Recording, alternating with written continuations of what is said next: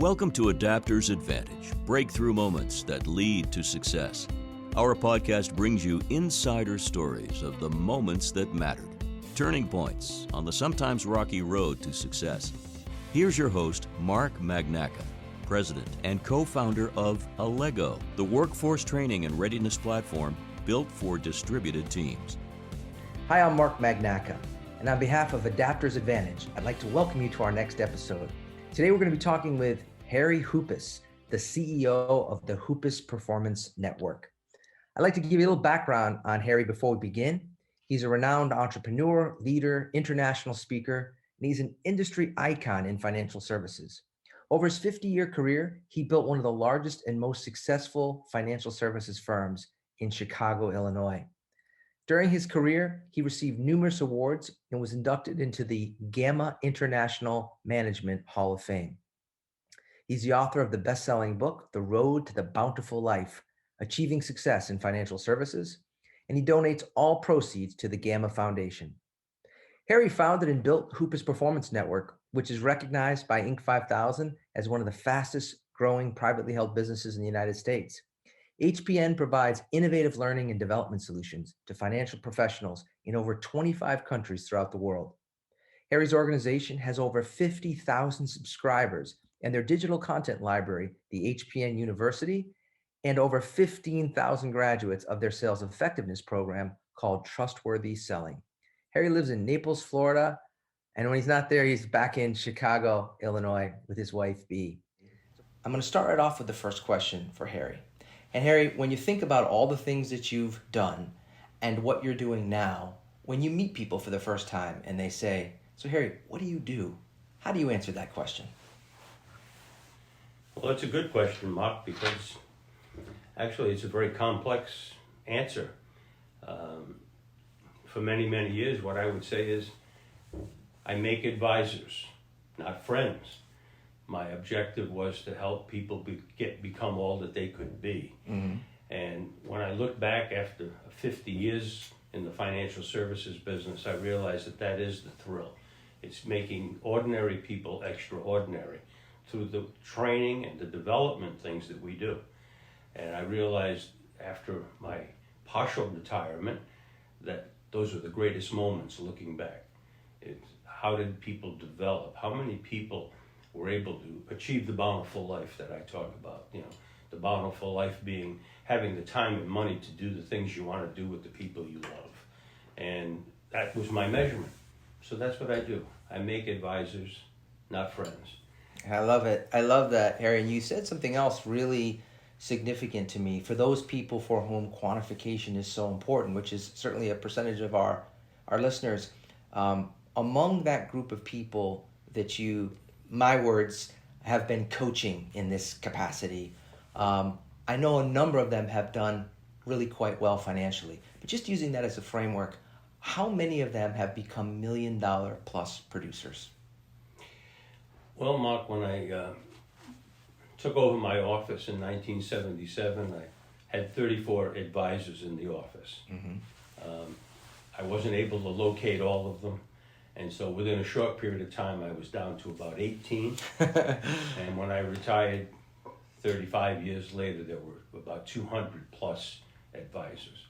When I look back at that group, I realize today that there probably are 2 to 3 dozen of them who would say they are not only $1 million producers, roundtable, but $1 million income earners. And that was one of the standards. You know, our industry used $1 million roundtable, which was certainly an admirable achievement. Mm-hmm. But when you looked at what was really important, if I could create a person who, through their business, through following our plan, our recipe for success, that could do $1 million of revenue in a given year, that was a great success. And I know that there are dozens of those, and something I'm very proud of. Well, you should be. I can't help but think about in the McDonald's restaurant business, like if you could have a store that did $1 million in revenue, it was an unbelievable thing, yeah. Right? And so to have done that in the financial services business, and arguably one of the most difficult industries you can work in, which is the life insurance business. It's not an easy business. So Harry, let's jump right in. Can you describe a personal pivot point or a moment of learning that changed your approach to your role when you were directly helping these advisors? Yeah, I can. In fact, there are so many. I became the managing partner for my office in 1977. In 1979, I was invited to a workshop in Lincoln, Nebraska called Premier Agency Workshop. Mm-hmm. And it was run by a man who became my mentor, Don Clifton. Don Clifton was a psychologist, PhD at the University of Nebraska, and he developed a selection test to bring people into any industry. Mm-hmm. But he had one specific to the insurance industry. He had a certain particular like for life insurance people. I could never quite understand it. But I went to one of Don's workshops, and it was so good that I went to another workshop. And I learned so much that in the third year I was a member of his faculty, and I did that for several years and became very close with Don. And here was the pivotal piece of what I learned there. Don continually would remind us that if you're going to develop people, first you have to start with the right talent. So he had a formula for high productivity and success. Mm-hmm. And it's one you should follow in any industry. And it went like this. If I want success, success is equal to the talent, mm-hmm. he would put a T in the formula, the talent times the sum of high expectations, E, mm-hmm. plus relationship, raised to the second power by recognition. So let me explain a little. First of all, he said, you have to pick the right people. Managers, they're trying to teach pigs to sing, and the pig won't do that, and you only annoy the pig. Right. So we had to get to that clear understanding that while it's a lot more work up front to find the right people, there are a lot of right people. Yeah. And if you look at, Maslow's pyramid, you'd see, first of all, only 20% of the people on the planet can sell anything. And you take that group and you put the bell curve on it, and you get that group at the top end, they don't need a manager, they're going to succeed no matter what. Right. You got the back end where they can still sell, but they lack the discipline to do it all. And then you got the backbone of any sales force, and those are the guys that do okay, mm-hmm. right? But you at least have to start with the 20% that can sell something. Right. And yet we're trying to teach people that can't do that. So Don was very big on selection. And that was the first thing that he taught me, that I had to commit to only bringing people into the business who I thought had a better than average chance for success. Now, that thinking wasn't based on my gut feeling. In fact, that's the worst thing you can do. Mm-hmm. It was based on three things. One was the scientific, which was finding psychometric profiles mm-hmm. that would allow people to tell you about them.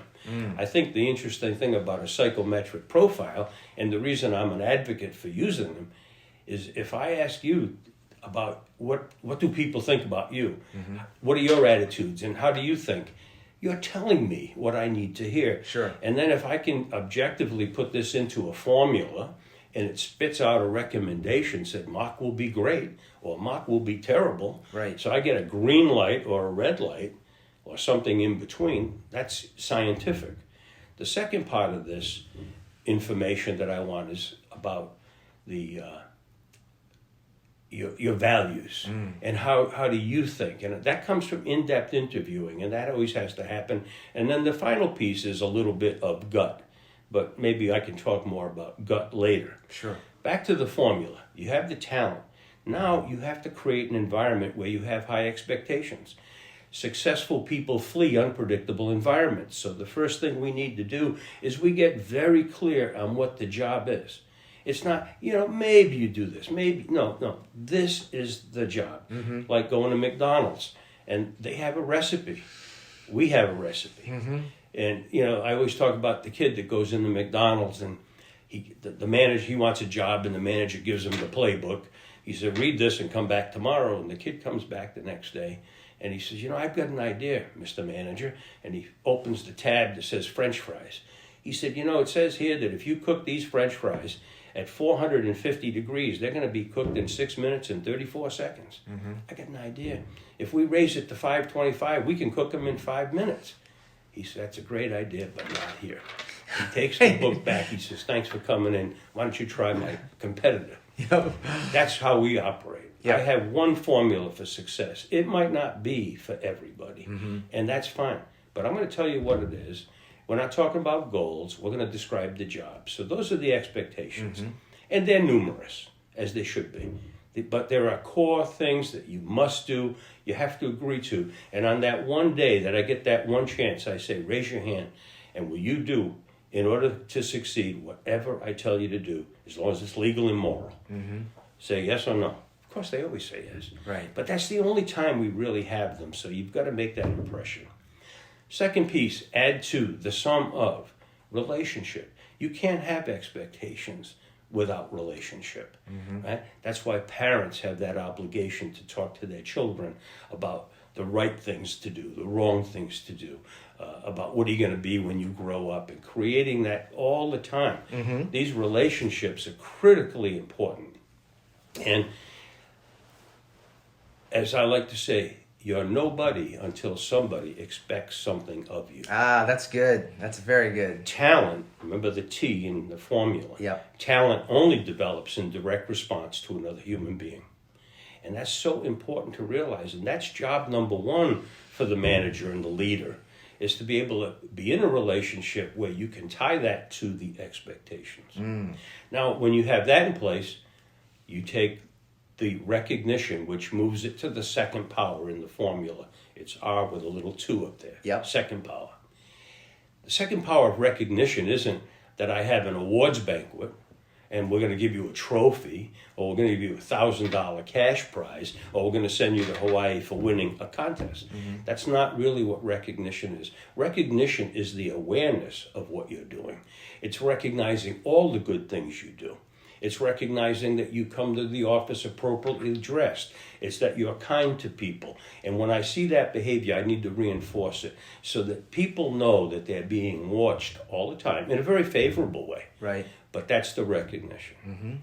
So if you take all that and you pull that together and you look and you say, all right, so what are those moments? It's when you realize that with that said, and again, my mentor, Don Clifton, and I should add, Don's company was Selection Research Institute in Lincoln, Nebraska. When George Gallup died, his company bought Gallup. So when you see Gallup today, it's his company. Wow. Now, Don passed a few years ago. But Don was a great storyteller. He'd tell a story about being in management, being a leader. He said, being a leader in our industry, he says, a lot like being a dairy farmer. He said, you milk those cows in the morning, and the damn things fill up again. Yep. The chores are never done. So one of the things that came about is I developed my training concepts where the chores were never done. That I have to recognize that I couldn't teach them just once. I couldn't tell them just once. And for some people who get frustrated with that, I say to a manager, if you take on this job, you have to realize the chores are never done. That's a great metaphor, by the way, that I never thought about in terms of management. The notion that the cows fill up and that dairy farming is hard work. And part of the reason it's hard work is it's every day, no matter what, rain, wind, snow, or hail, right? Right. And that is the metaphor. Yeah. You know, so that was very instrumental in me realizing and thinking about the way I had to train people. Yeah. And I realized at a very early stage, if I was going to build the agency in the firm quickly, I would have to recruit a lot of people. But I didn't want to have people just coming and going. Right. And I wasn't going to throw mud against the wall to see what would stick. Instead, I created a very precise training program. Right. And it was step by step. In the first 6 months, you had to complete these things. Second 6 months, 3 years, 5 years. These were all checkpoints where we looked to say, how did you do in these accomplishments? Right. And if they weren't buying in, they were gone. Right. But those were the expectations, and they were there from the day one, and they knew exactly what their professional designation would be by the 5th year.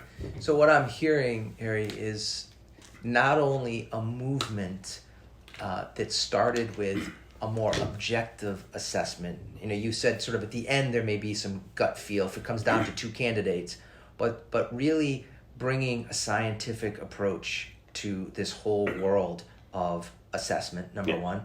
Number two, I think the thing that some people miss when there are certain people who say, well, we're leery of using tools because tools don't tell you the truth about the whole person. My experience is quite the opposite. The tools are remarkably accurate in terms of assessing whether it's Myers-Briggs or one of the various tools that's evolved from it, in terms of the basic nature of a person. And the most interesting part of what you just described is that there are many people who literally don't know their own nature. And it's through this self-awareness process that they may realize that what you just said, which is, it's like to be a manager, milking the cow every day, they aren't pathologically set up to do it. Right. So why do it? Why torture yourself, right? Why not figure out what are you good at? And then align with that. Right. Don would say, the quickest way to destroy a person is to continually ask them to respond to something for which they have no answer in their repertoire. So you're constantly asking, make those phone calls, call on these people. These things are just, you're having constant failure. Right. And because selection is so important, Mark, let's take another minute. Yeah. And let me describe the gut, because I wouldn't want a listener to think for 1 minute that gut is about, he jogs. He goes to my church. Right. He's a great golfer. Right. That's not gut, right? Seems like a nice person. That's not gut. Let me tell you how I define gut feeling. And I always did it as 4 questions that I would ask a candidate in the final meeting. And I was really telling them why I was going to accept them. And it went like this. I said, the first question is, would I take you home to dinner? Right? So the first thing I want to know is this the kind of person that I want to sit at my dining room table with my wife and my kids? Yep. You see. Second question is, if I were just a businessman, I own a Lego, and you as an agent, advisor, come in to see me, how do I feel about you? Do I trust you? Do you seem to be sincere, honest, and trustworthy? Are you the person I would like to connect with for the next 30 years to keep watching my financial matters? Yeah. Right? Second question. Third question is, am I willing to spend the $35,000 on you that it's going to cost in first-year development? In first-year development, to house you, office, staff, all the support we give you. That's what my company did. Right? That's important because that's a lot of money. Yeah. And the fourth question is perhaps the most important one of all. If I offer you a contract and you say yes and we're excited and we shake hands, we walk out that door and we run into one of my advisors. Am I going to be proud to introduce you as the last person I brought into business? That's a very interesting question to ask. Because that's about the culture. Yeah. The culture being the sum of the habits of the people in the environment. And if I don't protect that culture, the successful people will leave me.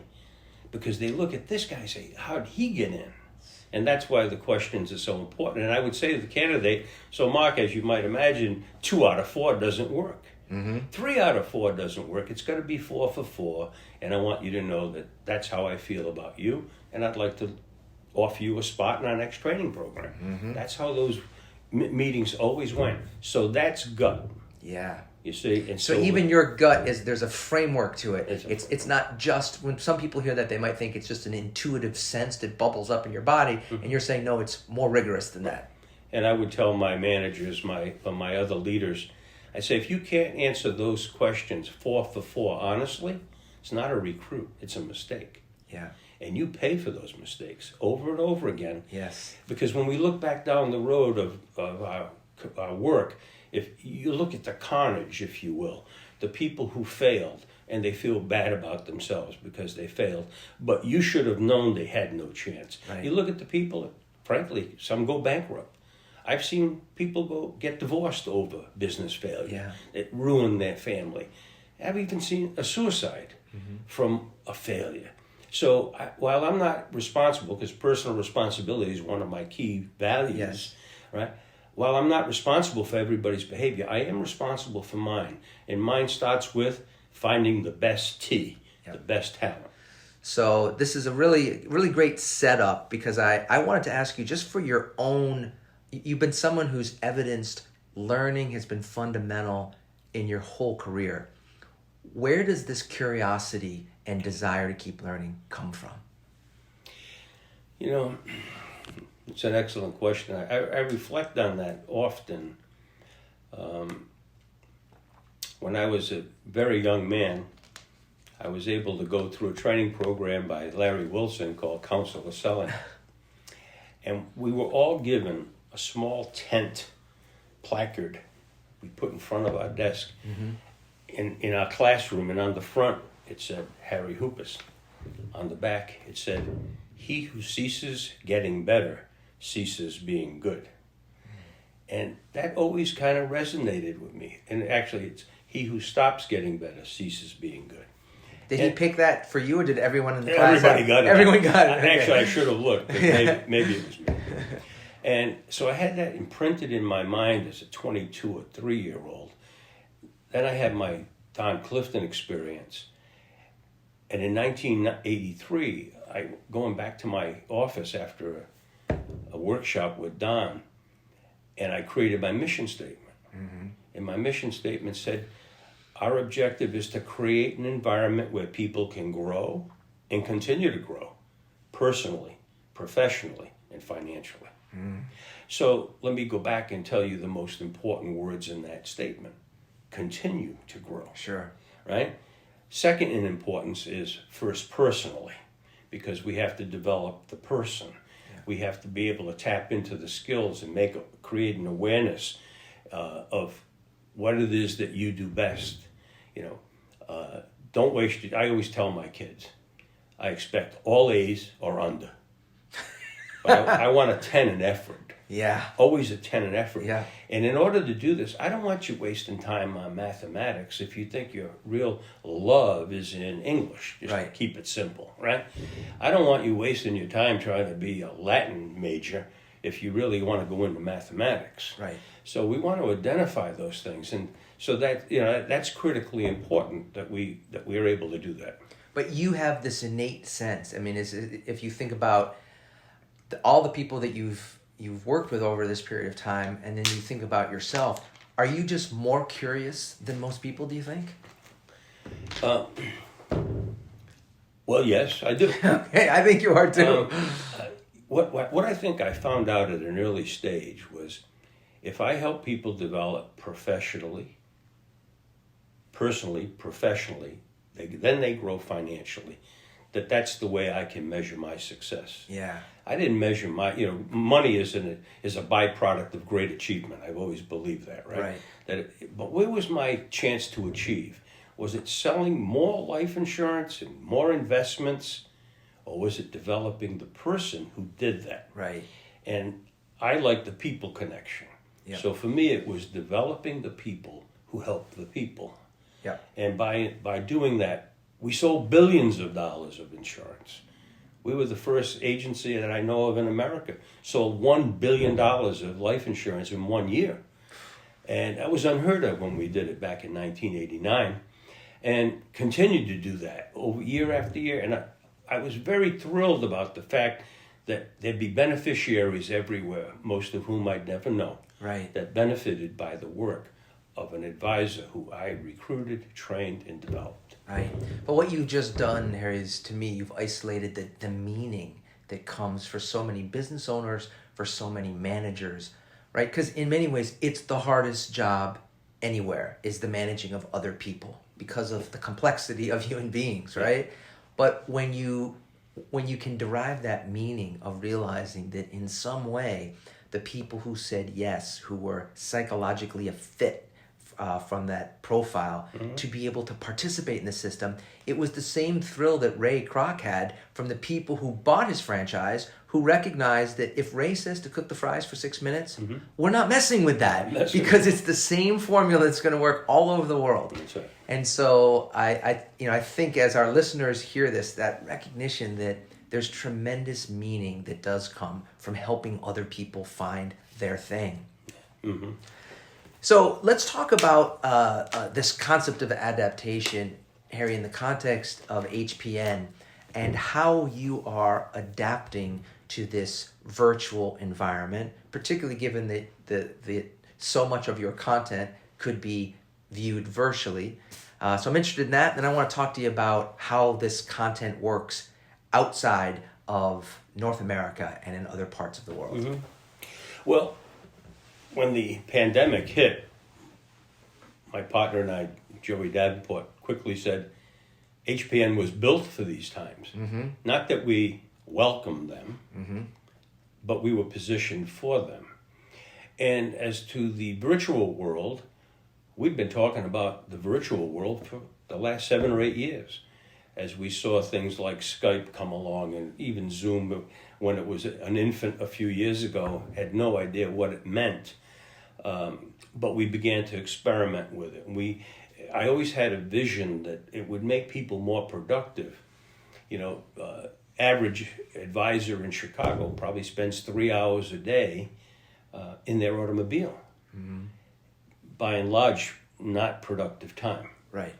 But if we could get into a world where we created a relationship with a client and we could do all our follow-up quarterly reviews with them virtually, that we'd be more efficient and effective. Right. And so we began to experiment with this. We've done some programming around it. We have some content that addresses how to operate in a virtual world. For the established producer who you explain this to, it usually works with them because they've got a client base. Exactly. But when you look at the new person, well, they're kind of getting their way. Now, they fall in 2 categories. Those that are comfortable with the technology, they pick it up like it's funny. Like, this is how life is. Right. What are you telling me? It's like the kid that looks at the magazine and wants to know how you push the button to move the page. Right. I mean, for the kid that is, I say kid, for that person Mm-hmm. who is comfortable with technology, it's an easy transition. We call it digital native, right? Digital they native. grew up, they knew how to swipe from the time they were 2 years old or less. I knew there was a fancy word. Yeah, that's the word. But then when you have that other one who's very uncomfortable, usually a little bit older, Right. quite frankly, Yeah. then that's where the training has to happen. Right. But the transition is so positive in how it's going to save time and energy, make people more productive, help more people, create better lives for the advisors and their families, which is always important to me. It's how do I make your life better while you're more productive? So what you're saying is that even in this virtual arena, the what's in it for you to actually learn to use this technology and use it in a way where you're not holding your nose, you're realizing this is part of the business going forward, Mm-hmm. is that you can actually be more efficient. It gives you more freedom and it allows you to impact more people versus the 3 hours you might have been sitting in your car on the loop somewhere in Chicago. Right, exactly. And I think that's what we have to sell, the what's in it for me. Yeah. That was very well put, because that's where the buy-in will happen. Right. If I can explain how you're going to spend more time with your kids, how instead of being in traffic at 5 o'clock, you can be at the Little League field. Mm-hmm. If you can, you can have 5 appointments a day, and therefore you could take a whole week off every month if you did that religiously, because I have a formula that says you could meet your objectives if I can see 5 people a day. Yeah. And if I can do all of that between 9 and 3, 9 and 4. Right. Now I don't want to shorten work weeks. I just want people to be efficient and effective in their work. So we saw it coming. I wish the pandemic never hit. But within another couple of years, we were going to teach people that virtual is good, that it's not bad. And we had to get past this idea about how do we get introduced to people. So for us, prospecting was extremely important. Sure. Getting key recommendations and referrals from people had to have impact. So we have to teach that message. And that's, so that's one of the foundational aspects of how do I teach a new person. You can't just be getting a phone number and zooming in. You have to have an opening relationship, something, and it doesn't have to be much, but there's something. It's so interesting you say that, Harry, because one of the things that I marvel at is that just 30 years ago when I was cold calling, you picked up the phone, you dialed a number, you had no idea who was going to pick up on the other end, right? And I realize now, even among my friends, I literally almost never call someone without texting first saying, are you free? Yeah. Because there's sort of the sense that I know they have their phone with them wherever they are, but they could be with their children or their family, or they could be in a spot where it's not ideal for them to talk, and I literally don't even want to call them. And these are my friends and family, right? Yeah. So you project that the odds of me answering a phone call on my cell phone from a number I don't recognize are very, very low, right? So that said, if a friend makes an introduction, even by text, you need to talk to this Harry Hoopis, he's going to be calling you, or here's his number, that changes everything. Yes. And in some ways, I would say that absent the in-person version of that, where you take me by the arm and bring me down the hall and introduce me to someone, that's still kind of the gold standard of it. But if we can't have that right now, the proper virtual introduction for a referral is immensely valuable compared to any kind of cold outreach. Exactly. My question for you is, because obviously with the title of one of your signature programs on trustworthy selling, this word trust, we think about the erosion of trust that's happened in so many different aspects of our culture, in politics and even in religion, in places where there was once trust, it's largely been dissolved. So my question to you is, how important is this word, not just in North American culture, but as you've gone far and wide across Europe and Asia? Is it the same concept of trust, regardless of where the human beings are that you are working with? Yeah, let me build on the word trust, and then I'll answer the question about wherever. The $1 million Roundtable, which is a sales organization for people in financial services, measuring top performers. They did a study, it's 8 or 9 years ago now. And at that time, 85% of people said they had found it more difficult to trust their advisor than in the past. 85%. Wow.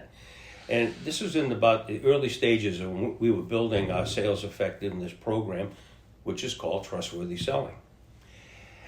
Trustworthy selling does a number of things. Of course, it talks about nonverbal communications and appropriate dress, believe it or not, and how to tell stories, and so many features. But it really is focused on the 4 facets of trust. And people need to understand this before they go anywhere. So the 4 facets of trust, as it pertains to financial services. Now, in other fields, perhaps a little different. But specifically to financial services, number 1 is benevolence. This is, I care about you. Number 2 is integrity. I will do right by you. 3rd is dependability. You can count on me. And the 4th is competency. I'll be competent. Trust me. And competency is considered table stakes in the mind of the consumer. You're competent until you prove otherwise, and then I'm done with you. So this is where our training became so important, because I would train competence, which results in confidence. And confidence is what brings you to the point of being able to listen to the client, most important, we'll come back, right? Listening to the client so you can do a good job building the trust. Now, I've spent a lot of time in Asia, some time in Europe, a little bit of time in South America, speaking on these topics. It's universal. In fact, it may be more so in other parts of the world, which it really is exciting. And because it comes back to family structure. And so when you look at generational cycles, and you see grandparents that live with their children, or children that live with their parents, and people that stay in community and they want to be connected, this is where you see these things come out, because that's what's important to them. And so trust is a key word in any language, and how we define it, and we believe our definition is sound across all In fact, trustworthy selling is in the process of being translated in Spanish. It's already been translated into modern Chinese. We're working on a version in Thailand as we speak. We got a version coming in Malaysia. We're running a pilot in India. And guess what? We run a pilot, everybody's gone crazy about it because they say, this is universal. Wow. And we need to talk about trust.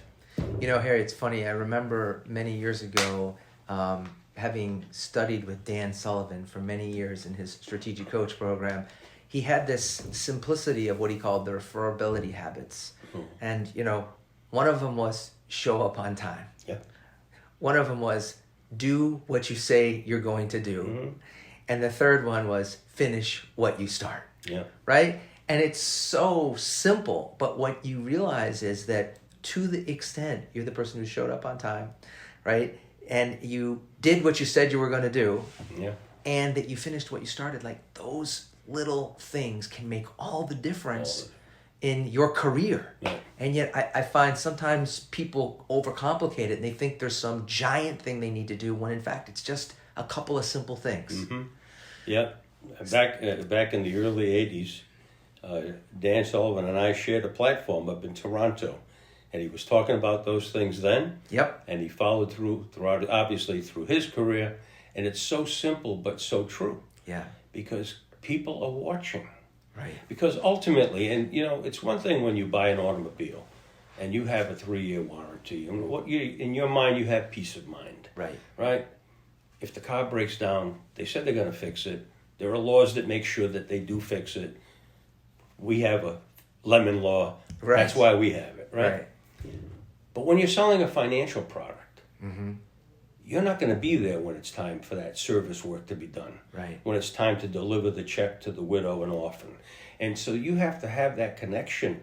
And if I'm sitting there and you're my advisor and you don't follow up and you don't call me, and I think, is my poor wife, she really will miss me. Is my poor wife going to have to deal with this guy? Yeah.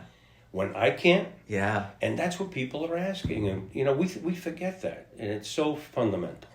You know, it's so interesting you say that, Harry, because in my first book called The Product Is You, what you just described was literally the impetus of the story.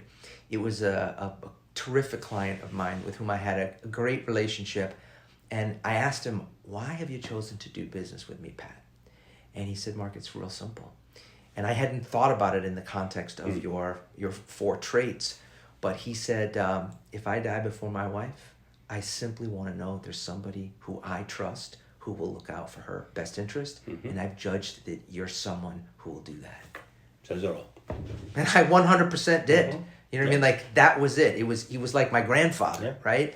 And so he was able to make that assessment. But what I realized is it wasn't about did his portfolio perform at X or X.2, right? It was that trust in the final analysis. Yep. And then him introducing me to other members of his circle because of that trust. Mm-hmm.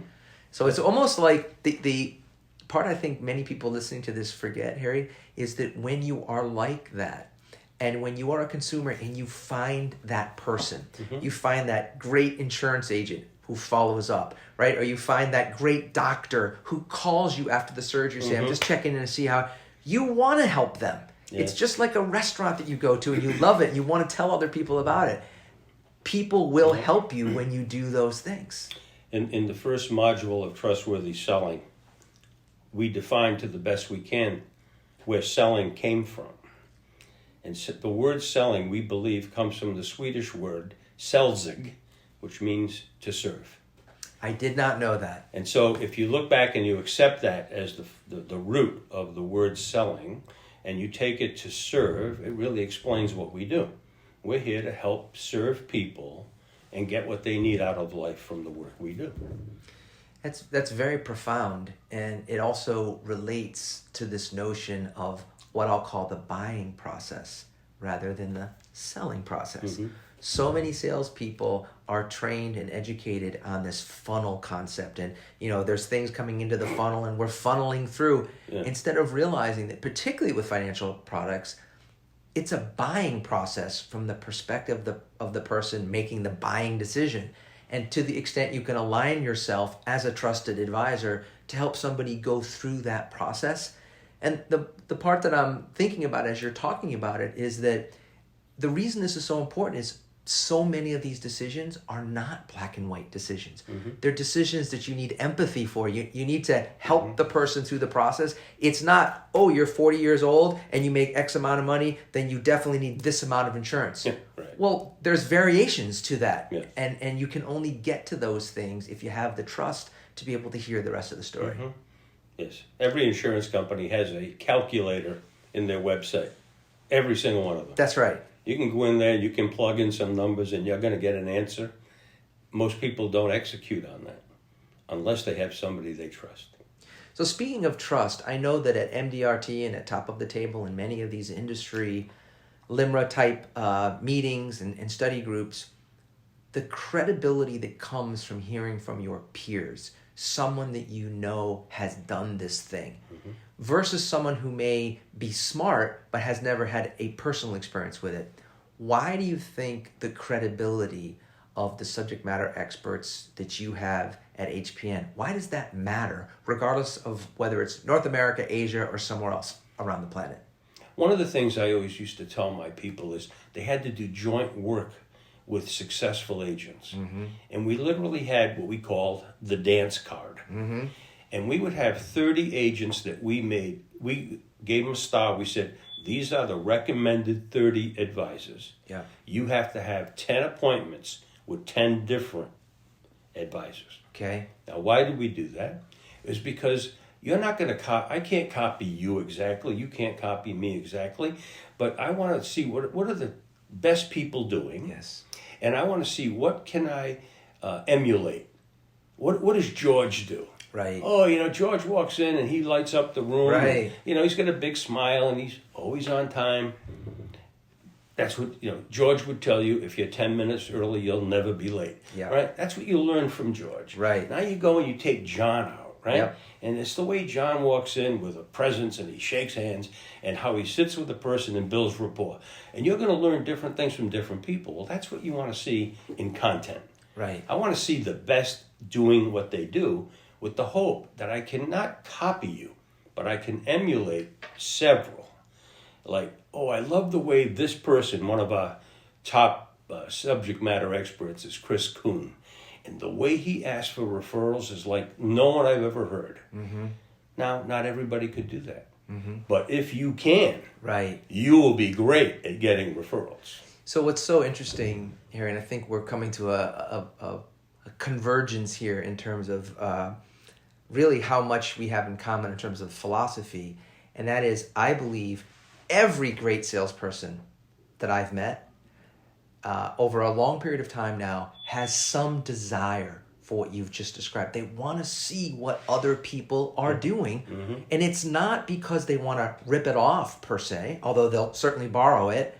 You use the word emulate, and for those listeners to save them looking it up, to emulate is to equal or surpass. Right? And the beauty of emulation is that if I can listen to John and Sally and George, and I can pick up a few nuances from all of them, the best salespeople have this synthesis capability, the ability to pull together things that they've learned from different people. So moving on, Harry, tell me about the 10 rules of life. Where did this come from? The 10 rules, first of all, they're my rules. And I don't try to convince people they follow my rules. My rules are a combination of beliefs and learnings that can help people with a perspective. I could go through them. Maybe I'll give you a couple. Sure. The very first one is you can lie to anyone you choose to lie to, but if you lie to yourself, you lose. Now, that is a universal statement. But I said it one day, early in my career, to an advisor who I was coaching. And in this particular case, he appeared to have a lot of activity, but no results. So when I see an agent with a lot of activity and no results, I go to skills, right? So I want to upskill them and give them more training. Right. I looked at it. It's not skill. It's lack of activity and in this case, lying to me. He's telling me that he's seeing 15 people a week, right. but when I really pressed, it was 4, 5, okay? And I said to him, you can lie to anyone you choose to lie to, but if you lie to yourself, you lose. So that was, that's a ribbon, put it away. Yeah. Second rule. And by the way, there's that Man in the Mirror poem from a long time ago, Yeah. which is a variation of that, right? You know, if you lie to that guy, then Yeah, it's probably where it came from. My second rule evolved from working with people. So we're all basically lazy. And when I say that, people, oh, not me. We're all basically lazy, but the people who achieve are the ones who have learned to set up their environment to guard against it. In other words, as an independent person, entrepreneur, doesn't matter what field you're in, you get up at the same time every day. Yeah. The fact that I had an appointment at 10 o'clock last night doesn't give me permission to come in 10 o'clock the next morning. I get up every day at the same time. I do the same thing. I have routine and structure in my life. System, structure, routine. Yeah. Right? That's how you guard against our innate laziness. Yes. You know, when I wake up in the morning, no matter what day of the week it is, I don't come downstairs unless I come down in my workout stuff. So I put on my workout gear, right, so that I know I'm going to get in the gym. In fact, in my previous home, now that we've moved to a slightly smaller downsize, I had my exercise room on the first floor because I wanted it to be staring at me, not not in the basement where I can forget it. Right. And I'd come down and say, isn't this stupid? Now what am I going to do? Go upstairs now and put on my suit? Yeah. I came down here, I'm going to spend... Right, so there are lots of little things like this that you have to do to form the habits that make people successful. And why is that important? It's because people take the easy way out. There's a great presentation made by a life insurance vice president of Prudential in 1940. His name is Albert E. Gray. I've been a member of the National Speakers Bureau for almost 20 years now. And I go to the meetings, and there'll always be somebody that quotes him without knowing it. What does it say? His presentation to that meeting was called The Common Denominator of Success. In the common denominator of success, what it is a person who makes habits of doing things unsuccessful people won't do. Now, in his talk, he's talking about calling on people to talk about death and dying to sell life insurance. Right. I've heard people who sell paint, software, Yep. automobiles, talk about the habits quote. So that came from Albert Gray. Got it. But in his talk, even a more profound comment, by the way, if you want to Google it, right? The common denominator of success, you can pick it up on Google. Yep. It's a few pages. The more profound presentation was this. He says in his narrative, he said, Mr. Gray, someone asked, isn't it enough that I have children, I have a house and a mortgage and a family to raise? Isn't that enough motivation? To which he said, no, it's not, because it's easier to adjust to the hardships of making a poor living than it is to adjust to the hardships of making a better one. And that to me is my mantra, because I think about what is my job? It's to not allow people to settle for less. Yes. And when he says poor living, he doesn't mean poverty level. He means not having everything you want. Yeah. Right? And what you have to realize in life is that you're in a struggle for success or you're in a struggle of mediocrity. Both of them are a struggle. So true. Pick your struggle, right?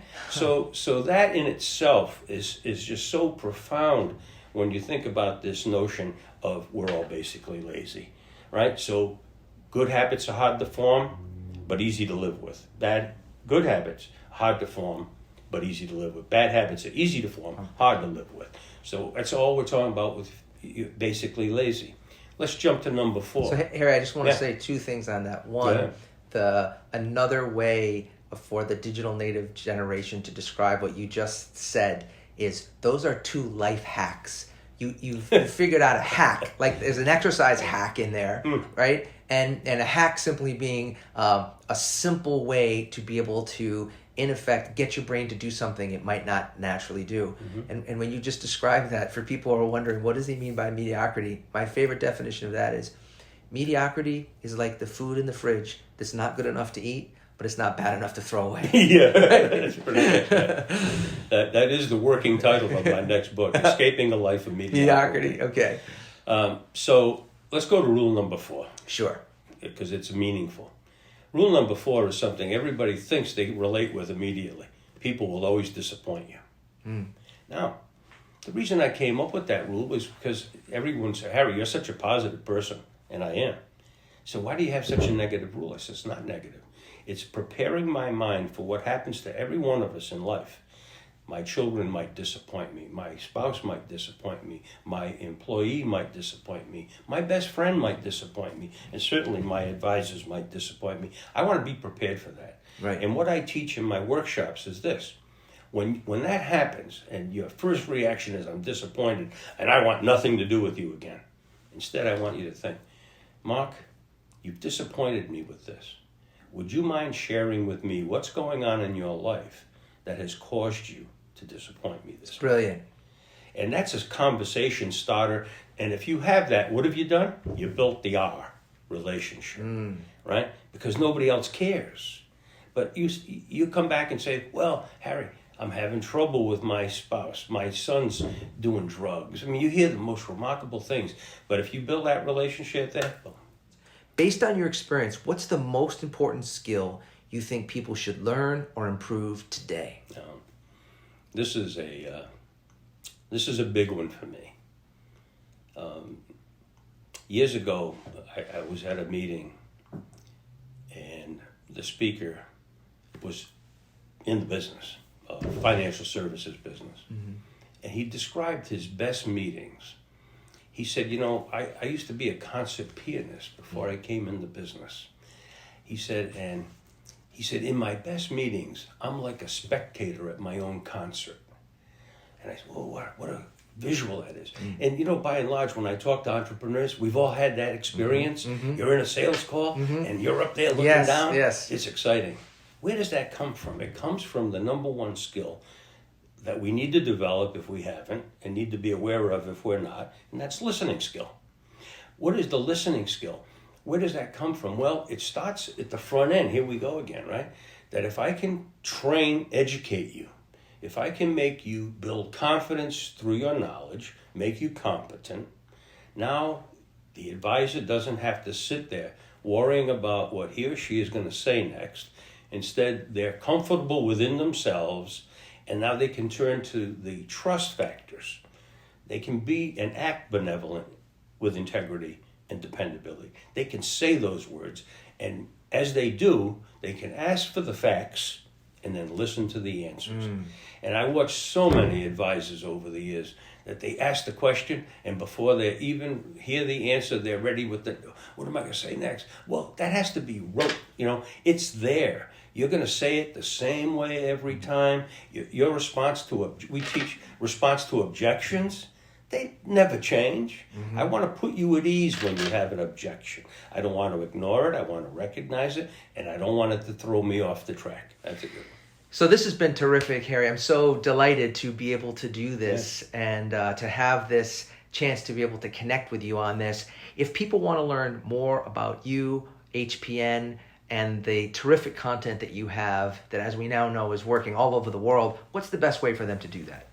Well, I guess you could go to hoopis.com and see what it is we do. That's HOOPIS.com, yep. Yeah, that's HPN's address.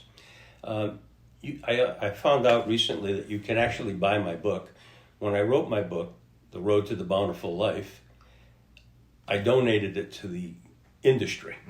And so I have no financial interest whatsoever, and they market it as they do. Sure. Well, lo and behold, the other day I looked up on Amazon, and somehow Amazon's selling the book. So if you want to learn more about my philosophies and beliefs, The Road to the Bountiful Life, and the bountiful life is defined as having the time and money to do the things you want to do with the people you love, then I'd recommend you go to Amazon or eBay. I see some people selling used copies. That may not be a good sign. But I've certainly enjoyed the time with you, and I hope it's of great help. And of course, anyone can always email me at harry@hoopis.com, and if I have the ability to get back to you, I will. Wonderful. Well, real pleasure. Thank you so much, and look forward to continuing our conversation. Thank you. Thanks for joining us this week on Adapter's Advantage, available on all major podcast platforms. Make sure you visit our website, allego.com, where you can subscribe to our podcast so you'll never miss an episode. If you liked this show, you might want to check out our virtual training kit to learn how to keep a remote team running at full speed. Go to allego.com/virtual to download your kit today. Be sure to tune in for our next episode. And don't forget, one new idea can change your life.